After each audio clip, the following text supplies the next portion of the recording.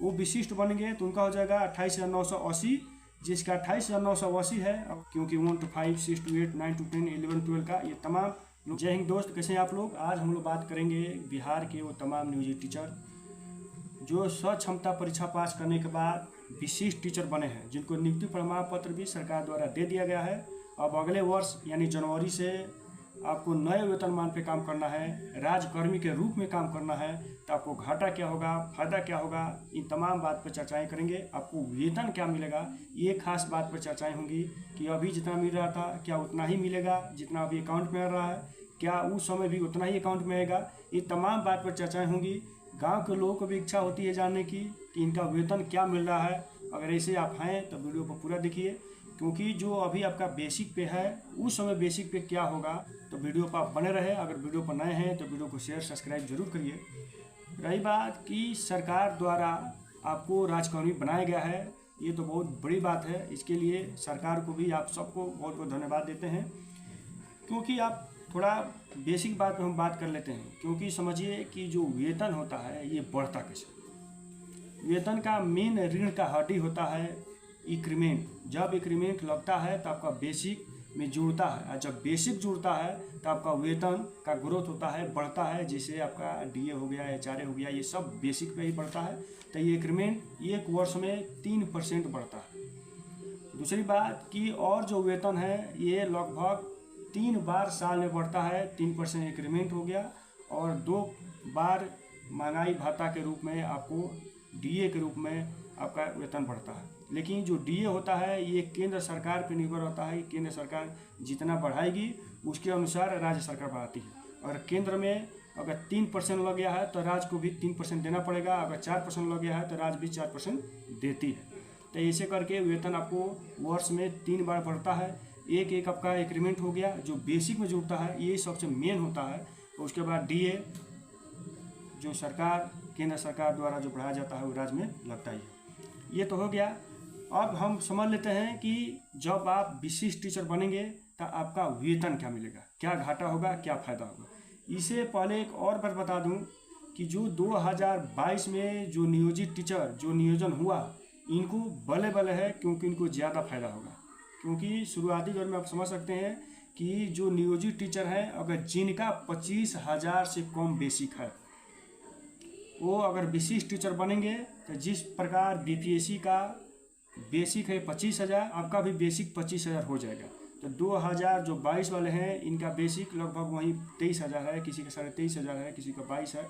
तो इस सबका 25,000 न्यूनतम बेसिक हो जाएगा। अब रही बात यह है कि आपका अभी वर्तमान में जितना बेसिक है, समझिए कि अगर आपका बेसिक है 27,000 या 27,200, उदाहरण के साथ आप सबको बता देना चाहूँगा, इसका बेसिक पे अगर 27,320 रुपया है, जिसका अगर बेसिक पे 27,320 रुपया है, तो इसके आधार पे कैसे जोड़ना है आप समझ सकते हैं।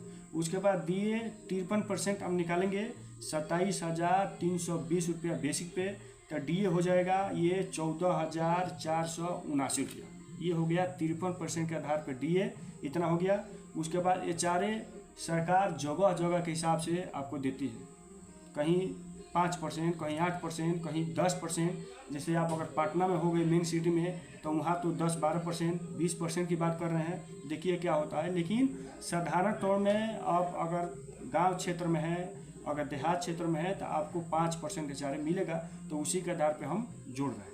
अब समझिए कि अगर 5% अगर एचआरए जोड़ रहे हैं 27,320 रुपया पे, तो ये हो जाएगा 1,366 रुपया। 1,000 मेडिकल, ये बीपीएससी टीचर हो या नियोजित टीचर हो या विशिष्ट टीचर हो, ये तमाम टीचरों को सरकार द्वारा 1,000 रुपया मेडिकल दिया जाता है। तो ये टोटल पैसा आप जोड़ेंगे, जैसे बेसिक प्लस आपका डीए 14,479 रुपया या प्लस 5% एचआरए, तो ये हो गया 1,366। 1,000 मेडिकल, ये तमाम पैसा जोड़ने के बाद आपका हो जाएगा 44,165 रुपया। ये आपका ग्रोस सैलरी है। इसमें भी कटेगा, यही घाटा और फायदा कहाँ की बात हो रही है।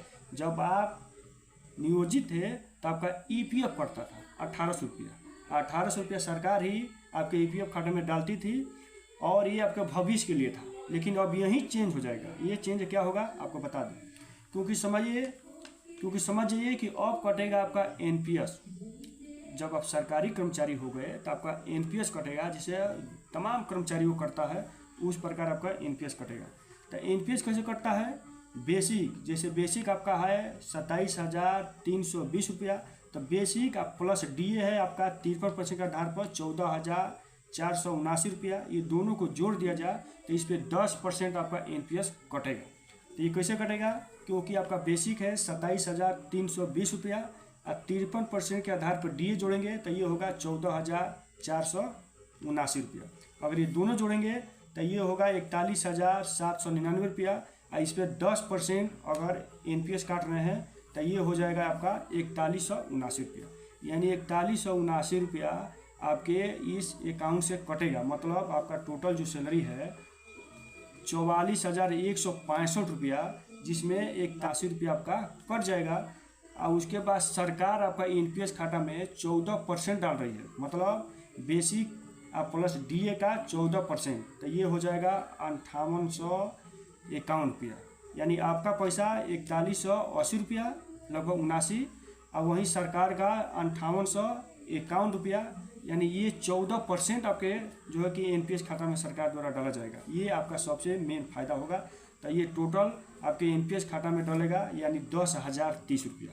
इतना 10,030 रुपया आपके जो है कि एनपीएस खाता में डलेगा। आपका पैसा 4179 रुपया और सरकार का 5851 रुपया।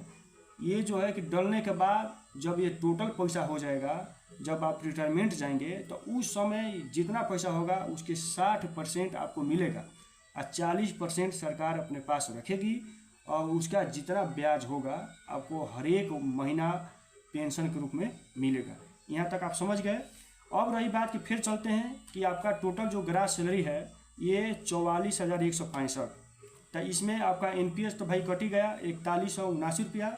एक और करता है बीमा सरकार द्वारा। ये बीमा आपको सुरक्षा के लिए है, ये होता है GIS बीमा। इसमें आपका 30 रुपया कटेगा। तो ये टोटल आपका 44,165 में ये इतना कटने के बाद अब आपका जो हाथ में जो अकाउंट में आएंगे ये 39,956 रुपया ये आपका जो है वेतन हाथ में आएंगे। अब समझिए कि अभी जिसका अगर बेसिक होगा 27,320 रुपया तो उसको अकाउंट में ज़्यादा आते होंगे, 40,000 से पार आते होंगे, लेकिन अब आएंगे 39,000, क्योंकि आपका 4100 रुपया कट गया है एनपीएस खाता में। तो आपका है, ये आपके भविष्य के लिए है, सरकार दे रही है। तो ये सबसे मेन यही है। अब एक बात और समझ लेते हैं, क्योंकि अगर आपने अभी नियोजित टीचर हैं, उसके बाद जब विशिष्ट बन रहे हैं तो सबका, क्योंकि न्यूनतम जो वेतन है ये 25,000 1 to 5 का, 6 to 8 का 28,000 और 9 to 10 का आप समझ सकते हैं कि 31,000 है और वहीं 11 12 का 32,000। ये न्यूनतम वेतन है। तो अगर इससे कम किसी का होगा, जैसे कोई 1 to 5 का है या 6 to 8 का है या 9 to 10 11 12 का, अगर इसे जो हम अभी बताए हैं इससे कम अगर आपका बेसिक है, अगर आप विशिष्ट टीचर बने हैं तो आपका न्यूनतम हो जाएगा ये जिस प्रकार हम बताए हैं कि 1 to 5 का 25,000, 6 to 8 का 28,000 और 9 to 10 का 31,000 और 11 12 का 32,000। ये न्यूनतम है। लेकिन समझिए कि जो नियोजित टीचर हैं जिसका अगर बेसिक पे 25,750 है, अगर विशिष्ट बने हैं तो इनका बेसिक हो जाएगा 26,520 रुपया। अब वहीं जिसका 26,520 है उनका अगर विशिष्ट बन रहे हैं तो 27,320 हो जाएगा। अगर जिसका 27,320 है अगर वो विशिष्ट बन रहे हैं तो उनका हो जाएगा 28,140। और जिसका अगर 28,140 है वो विशिष्ट बनेंगे तो उनका हो जाएगा 28,980। जिसका 28,980 है अगर वो विशिष्ट बन रहे हैं तो उनका हो जाएगा 29,850। और जिसका इतना है अगर वो विशिष्ट बन रहे हैं तो उनका हो जाएगा 30,750। अगर इसे हम ज़्यादा बताएंगे तो वीडियो बहुत ज़्यादा हो जाएगा, इसलिए ये स्क्रीन पर हम डाल दे रहे हैं। क्योंकि अगर आपका इतना है तो उसे ज़्यादा वाला आप जोड़ लीजिएगा, क्योंकि 1 to 5, 6 to 8, 9 to 10, 11 12 का ये तमाम लोगों को हम डाल दिए हैं। एक बात और है कि समझ जाइए कि जो अगर प्रमोशन से बन रहे हैं, जो अगर टीचर प्रमोशन उनका हुआ है, जिससे 1 to 5 पढ़ा रहे थे, अगर वो 6 to 8 में उनका प्रमोशन हो गया है तो इनका बेसिक पे न्यूनतम होगा 30,000।